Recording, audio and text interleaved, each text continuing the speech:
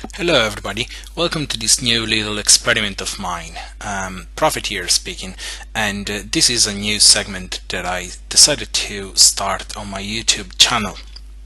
I am a gamer since a long time. I have all the recent consoles and the past generation of consoles, and I am not happy.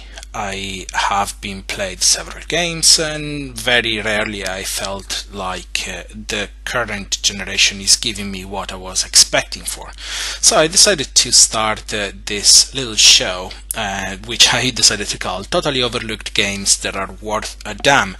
That's because in the past generation there were plenty of fantastic titles that got completely overlooked by the critic, completely overlooked by the public, and they are now available for a very cheap price.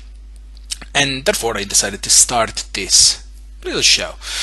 Some games are going to be newer, some games are going to be older, some games are going to be more successful, some games are not going to be more successful, but pretty much all of them are really worth playing for one way or the other. I've decided to start this with one of the titles that, in my opinion, got the raw end of a stick, and it didn't deserve it. Deadpool. Give me some credit. Deadpool started as an third-person action game, I would say, but it's actually much more than that. It mixes quite well two different styles, third-person shooter and spectacle fighter. Both the system, both the part of the games are well made, not exceptional, but well made.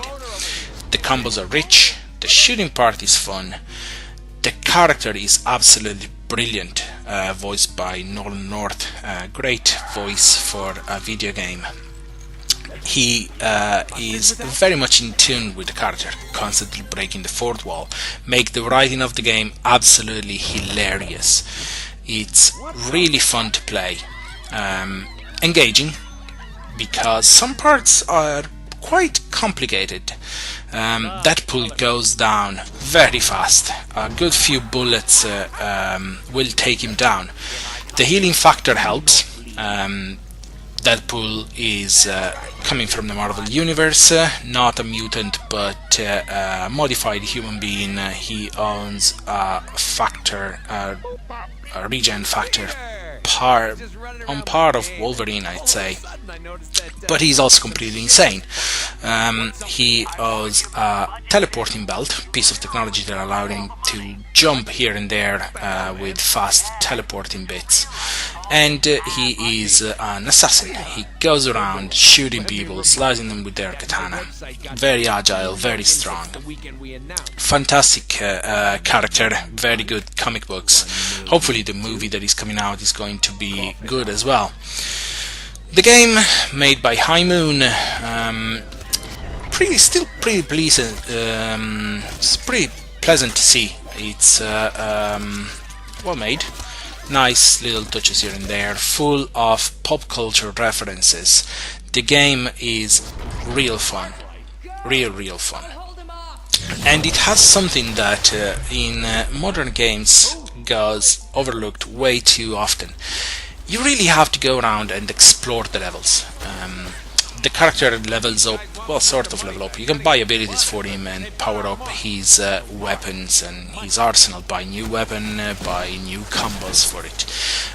But the simple attacks, hacking on the enemies, will give you points, but not too many. Combos give you a little bit of extra Deadpool points, but the most interesting one, the more juicy one, are hidden in the various parts of the level. And as I was saying before, the game is challenging. You will need those updates.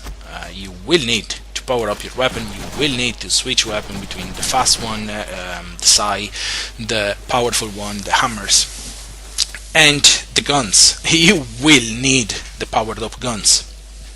Also because, yes, you keep finding bullets here and there, but your weapon of choice will often run out of bullet.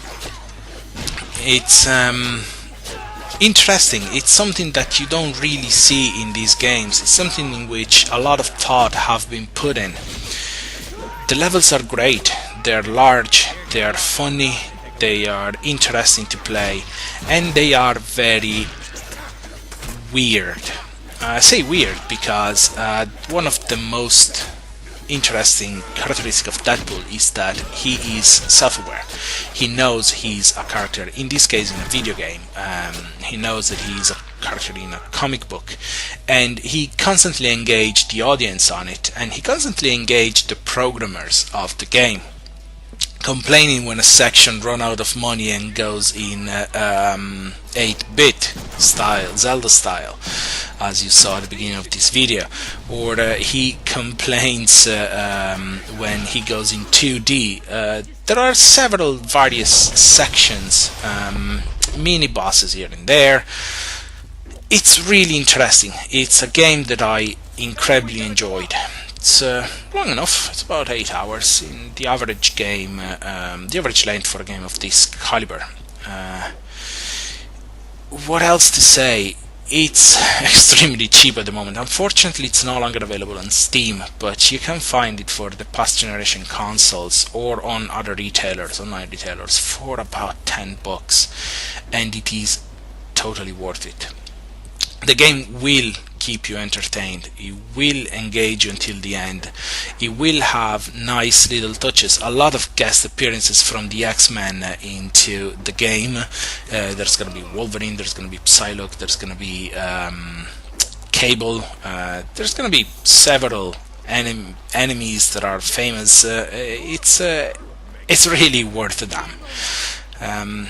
Guys, with this suggestion, I'm gonna see you the next time.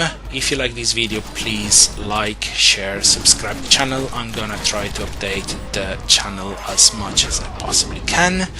And, well, I'll see you next time.